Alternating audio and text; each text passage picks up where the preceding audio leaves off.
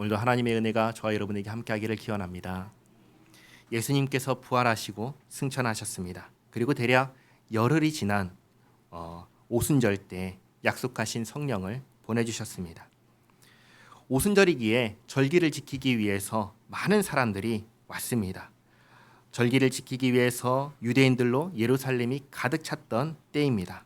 많은 사람들이 이 특별한 사건을 눈으로 직접 보고 경험했습니다.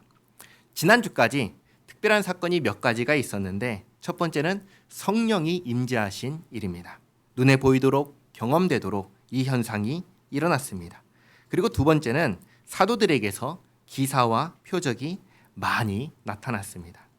그리고 세 번째는 나면서부터 걷지 못하게 된 사람이 걷게 된 일입니다. 이 일뿐만 아니라 사도행전을 보면은 사도들이 있는 동안에 예수님께서 행하신 표적과 같은 일들이, 신비하고 놀라운 일들이 계속해서 일어납니다. 그러면 우리가 여기서 이런 질문을 할 수 있습니다. 첫 번째, 왜 이런 일이 일어나는가? 첫 번째. 그리고 두 번째는 지금도 이런 일들이 일어나는가? 그렇죠? 왜 표적과 기사가 그때 그렇게 일어났으며 오늘날에도 이와 같은 표적과 기사가 일어나는가? 두 가지 질문할 수 있는데 이 두 번째 질문부터 대답드리겠습니다. 지금도 사도행전에 나온 표적과 기사가 일어날까요? 아니요. 지금은 일어나지 않습니다. 모든 사람이 보는 앞에서 성령이 임하는 현상이 일어난다든지, 못 걷는 사람이 걷게 된다든지, 죽은 사람이 살게 된다든지 이런 일은 일어나지 않습니다. 이 일은 이때에 한정해서 일어난 특별한 현상입니다. 물론 하나님께서 개개인의 삶 가운데 역사하셔서 놀라운 경험을 하게 하실 수는 있습니다. 그러나 그것은 이 성경에 나온 표적과 기사와는 다른 것입니다. 다시 말씀드립니다. 오늘날에도 하나님께서 우리의 삶 가운데 역사하셔서 놀라운 경험을 하게 하실 수는 있습니다. 그러나 그것은 성경에 나온 표적과 기사와는 다른 것입니다. 예를 들겠습니다. 베드로가 나면서부터 걷지 못하는 사람을 향하여 이렇게 말했습니다. 나사렛 예수 이름으로 명하노니 일어나 걸어라. 그랬더니 어떻게 됐죠? 걸었습니다. 오늘날 우리가 나면서부터 걷지 못하는 사람을 향하여 똑같이 말하면 무슨 일이 일어날까요? 아무 일도 일어나지 않습니다. 다른 겁니다. 사도행전 19장을 보면은 바울의 몸에서 손수건이나 앞치마를 가져다가 병든 사람에게 얹으면 병이 떠나고 악귀가 나가는 일이 있었습니다. 오늘날 예를 들면 제가 가지고 있는 손수건이나 앞치마를 가져다가 병든 사람 위에 얹으면 병이 떠나고 악귀가 나갈까요? 아니요. 그런 일은 없습니다. 그러니까 다른 거예요. 그리고 그때에도 이 1세기 이때에도 사도들이 했던 것을 그리고 다른 신자들이 할 수 있었냐? 사도들이 했던 것을 다른 신자들이 할 수 있었냐? 그렇지 않았습니다. 예수님께서 계실 때 예수님께서 하시던 그 일들을 제자들이 할 수 있게 하셨습니다. 예수님께서 그 권능을 주셨습니다. 그러나 그 이외의 사람들은 할 수 없었습니다. 이후에 사도들이 행하던 표적과 기사를 다른 신자들이 할 수 있었는가? 그렇지 않았습니다. 그리고 이 사도들은 다른 사람들에게 그것을 할 수 있게 하지도 않았습니다. 다른 사람에게 할 수 있게 하는 것, 그것은 사도의 권한이 아니었습니다. 그러니까 이것은 예수님께서 사도에게 그리고 사도에게만 주신 권능이지 다른 사람에게 주신 것이 아닌 것입니다. 이때는 이것이 필요했습니다. 왜 필요했는가? 이것은 잠시 후에 말씀드리겠습니다. 그러나 신약 성경이 완성되고 교회가 세워지고 그리고 사도들이 다 죽고 난 이후에는 이러한 권능을 가진 사람은 더 이상 없습니다. 이러한 권능을 가진 또 다른 사람은 없습니다. 하지만 우리가 여전히 하나님께서는 우리의 삶을 돌봐 주십니다. 사도들이 했던 것을 우리는 할 수 없지만 예수님을 믿는 우리를 하나님께서 친히 돌봐 주십니다. 예수 믿는 모든 사람들이 이미 하나님의 돌보심을 충분하게 완전하게 누리고 있습니다. 다시 말씀드립니다. 예수님을 믿는 우리는 이미 이때 표적과 기사를 통해서 누렸던 하나님의 은혜를 이미 완전하고 충분하게 누리고 있습니다. 마치 숨 쉬는 것처럼 너무나 완전하고 너무나 완벽하기에 의식할 수 없을 정도로 누리가 있습니다. 그러니까 우리가 꼭 기억해야 되는 것이 한 가지가 있습니다. 뭐냐면 오늘날에 사도들이 행한 것과 같은 표적과 기사를 행하는 사람은 없습니다. 그러니까 누가 표적과 기사를 행한다고 그 사람에게 가서 사도행전에서 나온 이런 기적을 경험하려고 애쓰고 노력하는 모든 시도는 의미가 있다 없다? 없는 거예요. 의미가 없습니다. 그것은 이미 하나님께서 나에게 주시고 있는 그 모든 은혜를 버리고 다른 것을 찾아가는 것과 똑같은 것입니다. 의미가 없는 거예요. 그럴 필요가 없는 거예요. 자, 그러면 왜 하나님께서 이때에 사도행전에서 이러한 표적과 기사를 나타나게 하셨을까요? 그 이유는 이때에 이것이 반드시 필요했기 때문입니다. 이때가 어느 때인가요? 예수님을 십자가에 죽였던 사람들과 같은 시간, 같은 공간에 있습니다. 이들은 권력을 갖고 있으며 할 수만 있다면 예수님과 관련된 모든 것을 없애고 싶어 했습니다. 그런 상황에서 복음을 전하려면, 교회가 세워지려면 모든 사람들이 보고 확인하고 거부할 수 없는 확실한 증거가 필요했습니다. 그래서 이때에 기사와 표적이 나타나게 하신 것입니다. 그런데 이 표적과 기사를 누구를 통해서 나타나게 하셨냐면 사도들로 말미암아 나타나게 하셨습니다. 사도행전 2장 43절 말씀인데요. 같이 한번 읽겠습니다. 사람마다 두려워하는데 사도들로 말미암아 기사와 표적이 많이 나타나니 아멘. 그러니까 이 기사와 표적은 사도들이 있는 동안에만 일어났고 사도들이 죽고 난 다음에는 더 이상 일어나지 않는 것입니다. 그래서 베드로와 요한을 잡아가둔 예수님을 신문했던 대제사장들과 그 당시의 종교 지도자들이 눈앞에 보이는 증거와 그걸 보고 그걸 경험하고 따르는 수많은 사람들 앞에서 부정할 수가 있나요? 부정할 수가 없었던 것입니다. 그래서 오늘 본문 보겠습니다. 4장 13절에 그들이 베드로와 요한이 담대하게 말함을 보고 그들을 본래 학문 없는 범인으로 알았다가 이상히 여기며 또 전에 예수와 함께 있던 줄도 알고 또 병 나은 사람이 그들과 함께 서 있는 것을 보고 비난할 말이 없는지라. 증인이 옆에 있으니까 할 말이 있나요? 할 말이 없는 것이죠. 그래서 15절에 명하여 공회에서 나가라 하고 서로 의논하여 이르되 이 사람들을 어떻게 할까? 그들로 말미암아 유명한 표적 나타난 것이 예루살렘에 사는 모든 사람에게 알려졌으니 우리도 부인할 수 없는지라. 부인할 수 없는 증거를 주기 위해서 기적과 표적이 이때에 일어난 겁니다. 그리고 아무나를 통해서 나타난 것이 아니라 사도들을 통해서 나타났습니다. 자, 그리고 사도들을 통해서 주신 것이 또 하나가 있습니다. 이게 뭐냐면 신약 성경입니다. 우리가 가진 성경은 구약 성경과 신약 성경으로 이루어져 있습니다. 예수님과 사도들이 사역하던 당시에는 어떤 성경이 있었냐면 구약 성경만 있었습니다. 구약 성경의 핵심 내용은 뭐냐면 구원자를 보내겠다는 약속입니다. 구원자는 예수님이기에 구약 성경은 예수님을 증언하는 성경이었습니다. 그리고 약속대로 증언대로 구원자 예수님께서 오셨습니다. 그리고 예수님께서 승천하시기 전에 제자들에게 이렇게 말씀하셨습니다. 마태복음 28장 20절 말씀인데요. 같이 읽겠습니다. 내가 너희에게 분부한 모든 것을 가르쳐 지키게 하라. 볼지어다 내가 세상 끝날까지 너희와 항상 함께 있으리라 하시니라. 아멘. 예수님께서 제자들에게 내가 너희에게 분부한 모든 것을 가르치라고 하셨습니다. 가르치라고.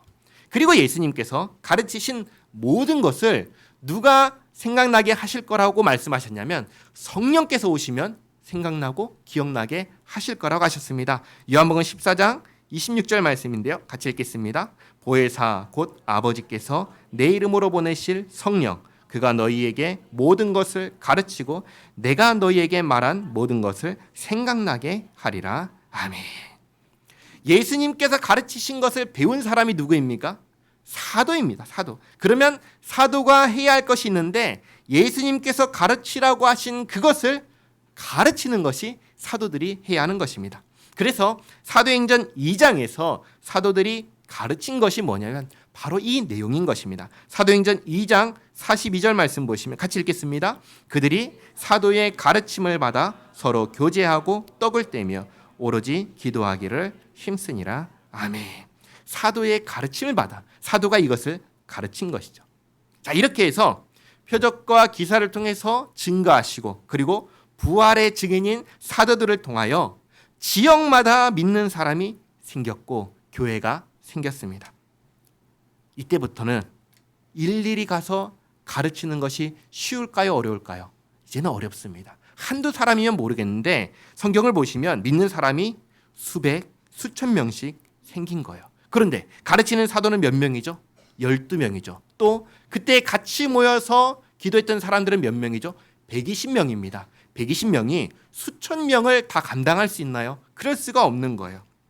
각 도시마다 지역마다 흩어져 있는 교회가 예수님께서 구원자이신 것을 알고 또 예수님께서 가르치신 것을 가르쳐 지키게 하라 하신 것을 알게 하기 위해서는 뭐가 필요했냐면 글을 써가지고 보내는 일이 필요해진 것입니다. 그래서 신약 성경을 보면은 복음서와 사도행전을 제외하고는 전부 다 뭐냐면 편지입니다. 편지. 요한계시록도 편지입니다. 편지를 써서 보내면 그 지역 교회를 중심으로 회람했습니다. 돌려보고 베껴 써서 사본으로 남기고 그렇게 했습니다. 그리고 이때에도 당연하겠지만 누가 편지를 썼냐가 중요했습니다.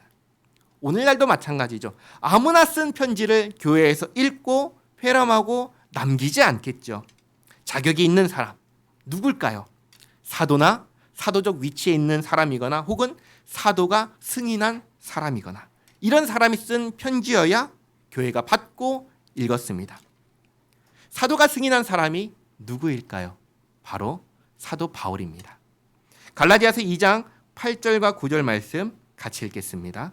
베드로에게 역사하사 그를 할례자의 사도로 삼으시니가 또한 내게 역사하사 나를 이방인의 사도로 삼으셨느니라.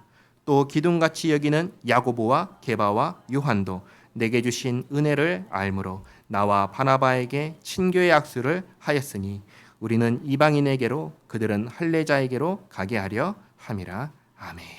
하나님께서 바울을 사도로 부르셨다는 것을 알고 베드로와 야고보와 요한이 알고 친교의 악수를 했습니다. 인정하고 승인했다는 것입니다. 이렇게 사도나 사도적 위치에 있는 사람 또 사도가 승인한 사람이 쓴 편지를 교회에서 읽고 베껴 쓰고 그래서 소장하고 그렇게 갖고 있는 것이 나중에 신약 성경이 된 것입니다. 이런 상황은 또 사도 베드로가 이렇게 쓴 편지를 통해서 알 수 있는데요. 베드로후서 3장 15절 16절 같이 읽겠습니다. 또 우리 주의 오래 참으심이 구원이 될 줄로 여기라. 우리가 사랑하는 형제 바울도 그 받은 지혜대로 너희에게 이같이 썼고 또 그 모든 편지에도 이런 일에 관하여 말하였으되 그 중에 알기 어려운 것이 덜어 있으니 무식한 자들과 굳세지 못한 자들이 다른 성경과 같이 그것을 억지로 풀다가 스스로 멸망에 이르느니라. 아멘. 이 베드로의 글을 보면은 두 가지를 알 수 있는데 첫 번째는 사도 바울의 편지를 교회에서 읽었다라는 사실입니다. 그리고 두 번째로 편지 가운데 어려운 부분을 다른 성경처럼 억지로 풀려고 하는 사람들이 있었다라는 것입니다. 그러니까 사도의 편지를 무엇과 동등하게 여겼냐면 성경과 동등하게 여긴 것입니다. 그리고 사도 바울이 쓴 편지를 보면은 교회가 무엇 위에 세워져 있는지를 알 수 있는데요.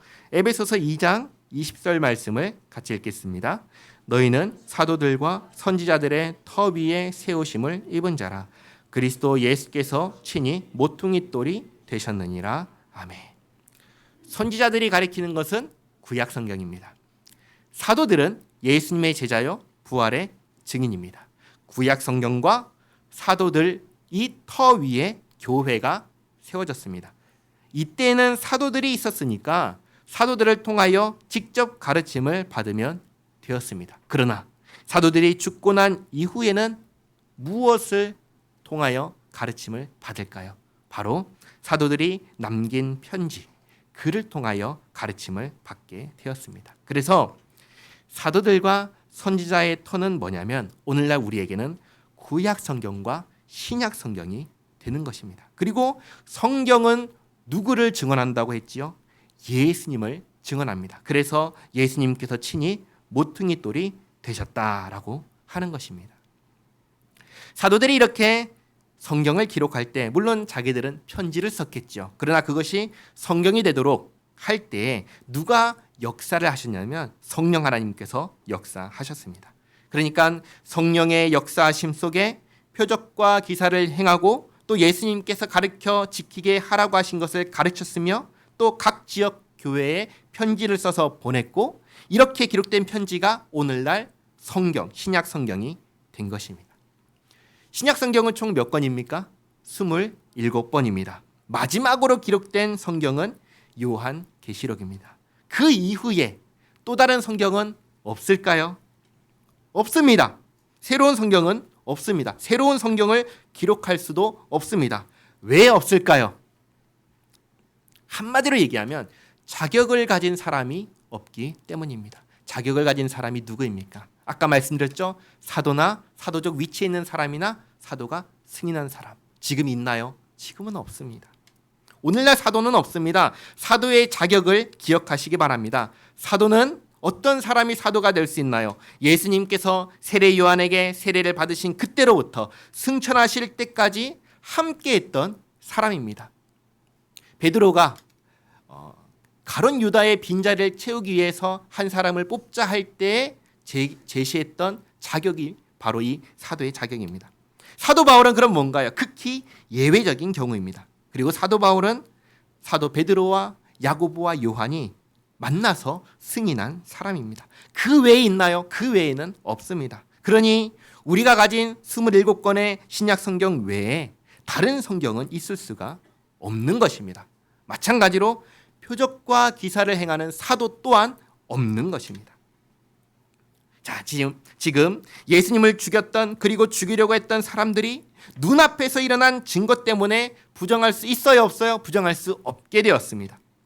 예루살렘에 있는 남자 5,000명이나 되는 사람들이 예수님을 믿게 되었습니다. 오히려 믿지 않는 것이 이상할 정도로 너무나 분명한 표적이 된 것입니다.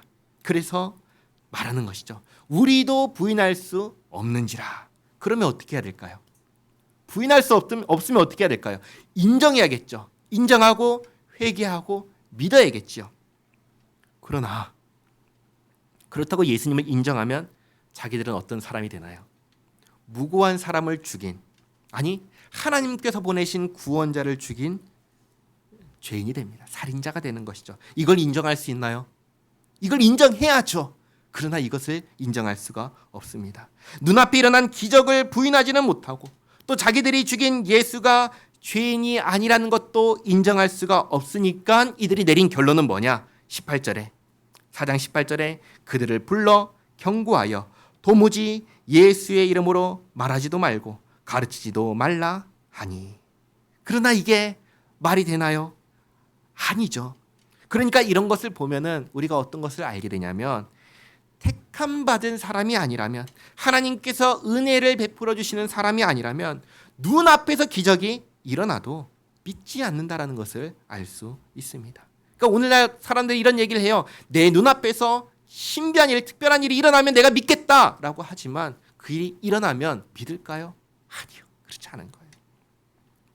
지금 이 예수님을 죽이려고 했던 사람들 앞에서 일어난 이 일은 부정할 수 없는 관계가 있습니다. 인과관계가 있습니다. 나면서부터 걷지 못하는 사람을 걷게 할 수 있는 사람이 있나요? 아니요. 그럴 수 있는 사람은 없습니다. 그렇게 할 수 있는 분은 오직 하나님 한 분밖에 없습니다. 그런데 나면서부터 걷지 못하는 이 사람을 걷게 되었습니다. 아까 이렇게 할 수 있는 분은 사람이 아니라 하나님밖에 없다고 했죠. 그런데 이 일을 한 사람이 이걸 누가 하셨냐고 얘기했냐면 예수님께서 하셨다고 얘기했습니다. 그러면 예수님은 누구신 거예요? 예수님은 하나님이신 겁니다. 그런데 그 하나님이신 예수님의 이름을 말하지도 말고 가르치도 말라고 하니까 이게 말이 되나요? 말이 안 되는 것이죠. 그래서 베드로가 말합니다. 4장 19절에 베드로와 요한이 대답하여 이르되 하나님 앞에서 너희의 말을 듣는 것이 하나님의 말씀을 듣는 것보다 옳은가 판단하라. 너무나 명백한 하나님께서 하신 일과 그리고 하나님께서 하라고 하신 말씀을 듣는 것과 사람의 말을 듣는 것 중에 누구의 말을 듣는 것이 옳은가요? 말할 필요도 없이 하나님의 말씀을 듣는 것이 옳은 것입니다. 그래서 말합니다. 우리는 보고 들은 것을 말하지 아니할 수 없다 하니 관리들이 백성들 때문에 그들을 어떻게 처벌할지 방법을 찾지 못하고 다시 위협하여 놓아 주었으니 그들을 처벌하려고 했다는 것 자체가 말이 안 되는 것인데 그렇게 하려고 했습니다. 그러나 너무나 많은 사람들이 이것을 알기 때문에 그러지 못하고 그냥 보내는데 그냥 보내지 않고 위협하며 보냅니다. 이는 모든 사람이 그된 일을 보고 하나님께 영광을 돌림이라. 이 표적으로 병 나은 사람은 40여 세나 되었더라. 아멘. 예수님을 죽였던 얼마 되지 않은 시점이기 때문에 만약에 눈에 보이는 증거가 없고 그걸 본 사람들도 없었다면 아마도 베드로와 요한은 풀려나지 못하고 매를 맞고 죽었을지도 모릅니다. 그래서 이때는 정말로 표적과 기사가 필요했습니다. 23절에 사도들이 노임에 그 동료에게 가서 제사장들과 장로들의 말을 다 알리니 그들이 듣고 한 마음으로 하나님께 소리를 높여 이르되 대주제여 천지와 바다와 그 가운데 만물을 지은 이시요 또 주의 종 우리 조상 다윗의 입을 통하여 성령으로 말씀하시기를 어찌하여 열방이 분노하며 족속들이 허사를 경영하였는고 세상의 군왕들이 나서며 관리들이 함께 모여 주와 그의 그리스도를 대적하도다 하신 이로소이다. 정말로 이 다윗이 쓴 시편의 말씀대로 세상이 예수님을 죽이고 예수님의 이름으로 나타난 표적을 보고도 감추려 하였습니다. 27절에 과연 헤롯과 본디오 빌라도는 이방인과 이스라엘 백성과 합세하여 하나님께서 기름 부으신 거룩한 종 예수를 거슬려 하나님의 권능과 뜻대로 이루려고 예정하신 그것을 행하려고 이 성에 모였나이다. 이게 뭐냐면 예수님을 십자가에 못 박아 죽게 하는 것입니다. 하나님께서 이루려고 예정하신 것이 예수님께서 십자가에서 죽으시는 거예요. 하나님께서는 이것을 대속의 죽음으로 죄인을 대신하여 죽는 죽음으로 계획하셨습니다. 이 계획을 예수님을 거슬러 죽이려 하던 저들의 손을 통하여 이루셨습니다. 저들은 아마도 자기들이 한 행위가 결과적으로 하나님의 계획을 이루었다는 것을 알지 못했을 것입니다. 그러나 여기서 우리가 오해하기 쉬운 한 가지가 있어서 말씀드립니다.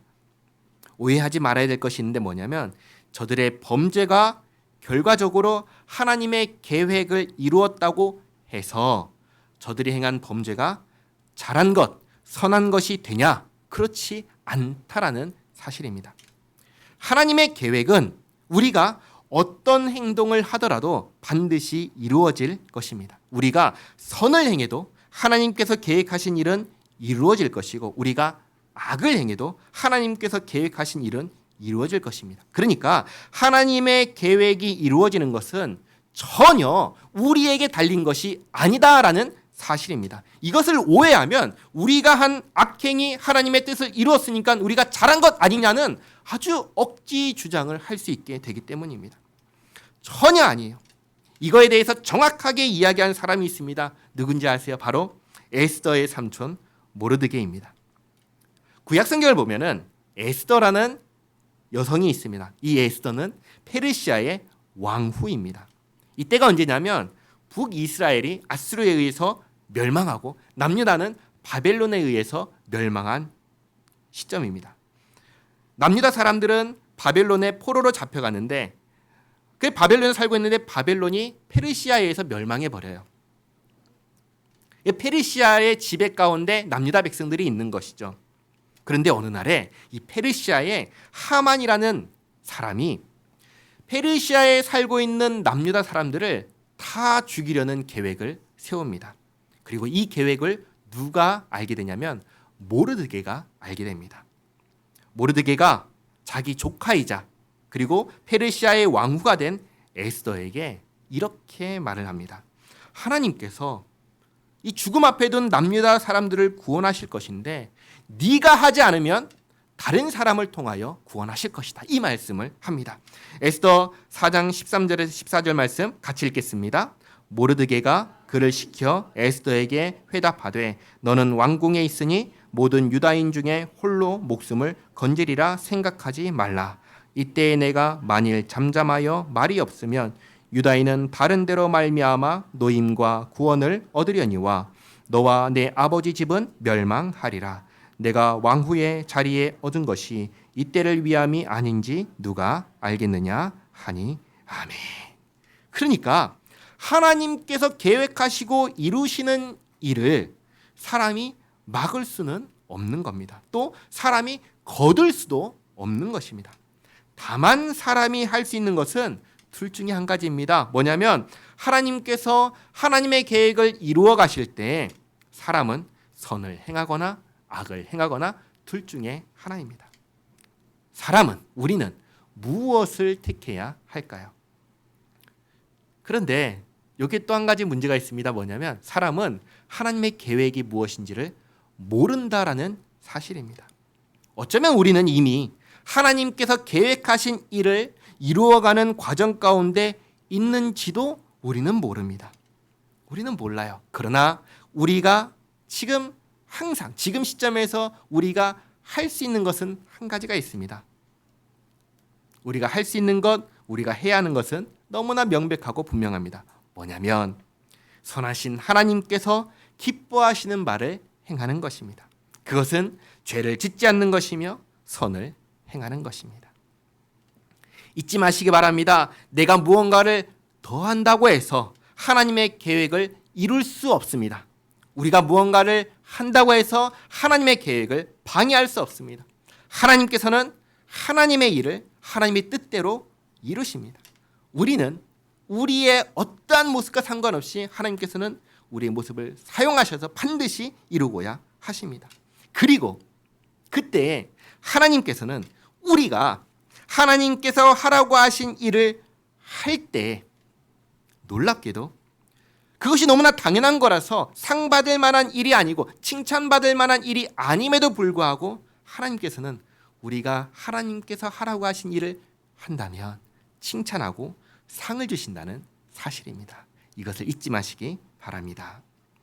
4장 29절에 주여 이제도 그들의 위협함을 굽어보시옵고 또 종들로 하여금 담대히 하나님의 말씀을 전하게 하여 주시오며 손을 내밀어 병을 낫게 하시옵고 표적과 기사가 거룩한 종 예수의 이름으로 이루어지게 하옵소서 하더라. 빌기를 다음에 모인 곳이 진동하더니 무리가 다 성령이 충만하여 담대히 하나님의 말씀을 전하니라. 아멘. 표적과 기사가 이때에 나타났던 이유입니다. 그리고 이후의 역사를 보면은 복음이 전해지지 않은 곳에 선교사님들이 가서 복음을 전할 때 이 사도행전에서 말하는 것과 비슷한 표적과 기사가 나타났습니다. 가장 대표적인 것이 그 지역에 있는 신을 섬기는 사람들과 결어서 영적으로 겨룬 것이죠. 그래서 단 한 번도 진 적이 없다는 사실입니다. 우리나라에서도 아마 어르신들 가운데는 경험하신 분들도 있으실 거예요. 70년대 구판에서는 신이 오지 않으면 이렇게 얘기를 했다고 합니다. 기독교인들은 가시라고 정중하게 부탁했다는 얘기가 있습니다.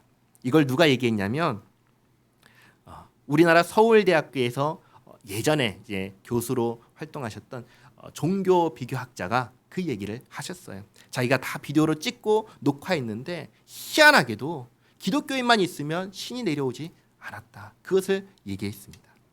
그러니 기독교인들이 점을 보러 가거나 부적을 사거나 타로점을 보거나 하는 이런 것들을 할 필요가 있나요? 아니요. 전혀 할 필요가 없는 것입니다. 해서도 안 되는 것입니다. 다른 사람들은 모릅니다. 다른 사람들은 모르겠지만 기독교인들, 예수님을 믿는 우리에게는 이런 것들이 아무 의미가 없는 것입니다. 우리를 복되게 하시는 분은 누구인가요? 우리를 복되게 하시는 분은 하나님이십니다. 하나님밖에 없습니다. 그런데 하나님께 구하지 않고 점에, 부적에, 타로를 의지한다? 말이 안 되는 것이죠. 우리는 간단합니다. 무엇이든지 하나님께 예수님의 이름으로 기도하면 됩니다. 하나님께서는 항상 하나님의 백성을 가장 좋은 길로 인도하십니다. 오늘 나에게 일어난 이 일이 좋은 일인지 나쁜 일인지 나는 판단할 수 없어요. 그러나 시간이 지나고 보면은 그때 그 일이 있어서 정말 다행이었다. 그 말이 우리 입에서 나오게 하십니다. 그러니 하나님께 맡기고 우리는 뭘 하면 돼요? 우리의 일을 하면 됩니다. 우리는 이 복을 받은 사람들입니다. 이것 또한 잊지 마시기 바랍니다. 표적과 기사는 복음이 없는 곳에 복음을 들어가게 하기 위해서 일시적으로 나타나게 하신 것입니다. 오늘날에는 무엇이 있는가? 표적과 기사가 있냐? 그게 있는 것이 아니라 오늘날에는 하나님의 돌보심이 있습니다. 그러나 사도행전에 나온 것과 같이 표적과 기사를 일으키는 사도 없습니다. 이것을 잘 구별하시고 우리 모두는 예수님 안에서 하나님의 돌보심 가운데 있으니 무엇이든 하나님께 구하고 하나님께 의지하며 하나님과 함께 살아가는 우리 모두가 되기를 바랍니다. 기도하겠습니다. 좋으신 하나님, 오늘 표적과 기사에 대하여 또 성경에 대하여 살펴보는 시간을 가졌습니다. 예수님께서 이 땅에 오셨을 때에도 자신이 하나님께서 보내신 구원자라는 것을 나타내기 위하여 무수히 많은 표적을 행하셨고 또 승천하신 이후에는 사도들을 통하여 예수님께서 구원자가 맞다는 증거를 분명하게 보여주셨습니다. 이로써 예수님을 죽이려 했던 자들뿐만 아니라 예루살렘에 있는 많은 사람들이 눈으로 보고 경험해서 알게 하셨습니다. 이렇게 분명한 증거 위에 교회를 세우시고 또 사도를 통하여 주님의 교훈을 배우게 하시고 사도가 쓴 글을 신약 성경이 되게 하시고 마지막 사도가 남긴 요한계시록을 마지막으로 성경을 완성하셔서 이 66권 위에 선지자와 사도의 터 위에 또 예수님께서 머릿돌 되시는 교회를 이루게 하셨습니다. 이제 기사와 표적을 행하는 사도와 같은 존재는 없지만 예수님을 믿는 믿음 안에서 이미 하늘에 속한 신령한 복을 한없이 부어주시고 우리의 인생 전체를 하나님께서 돌보시며 마침내 주님의 나라에 이르기까지 안전하게 인도하여 주시는 은혜에 감사합니다. 우리가 늘 나를 구원하신 예수님을 믿는 믿음 안에서 하나님의 말씀을 읽고 묵상하며 하나님의 마음을 알아가고 또 늘 하나님께 기도하며 하나님과 함께 살아가게 하옵소서. 예수님의 이름으로 기도하옵나이다. 아멘.